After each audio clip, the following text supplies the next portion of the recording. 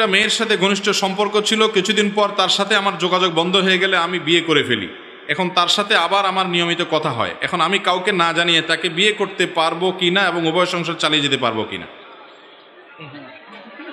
ভাই, যদি আপনার দুইটা বউ চালানোর মতো ক্ষমতা থাকে এবং আপনি দোনো স্ত্রীর প্রতি সমতা বজায় রাখতে পারবেন, এরকম মানসিক আত্মবিশ্বাস আপনার যদি নিজের প্রতি নিজের কনফিডেন্ট থাকে যে না, আমি বিয়ে করার পর কারোর প্রতি বেশি টানবো না, বরং আমি ইনসাফ বজায় রাখতে পারবো, জুলুম হবে না, কোনো অবিচার হবে না, আমি ইনশাআল্লাহ সব ঠিকঠাক মতো করতে পারবো, এটা যদি কনফিডেন্ট থাকে, আর্থিক সঙ্গতি যদি থাকে, শারীরিক সঙ্গতি যদি থাকে, আর প্রথম বউ এবং তার বাপের বাড়ির পক্ষ থেকে মাইদ্যত দিলে সেটা খাওয়ার যদি ক্ষমতা থাকে, তাহলে সেক্ষেত্রে আপনি করতে পারেন।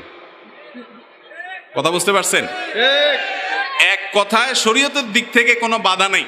আপনি যদি সব দিক সামলাইতে পারেন, আলহামদুলিল্লাহ, শরীয়ত আপনার জন্য অনুমোদন করেছে, আপনি করতেই পারেন। তবে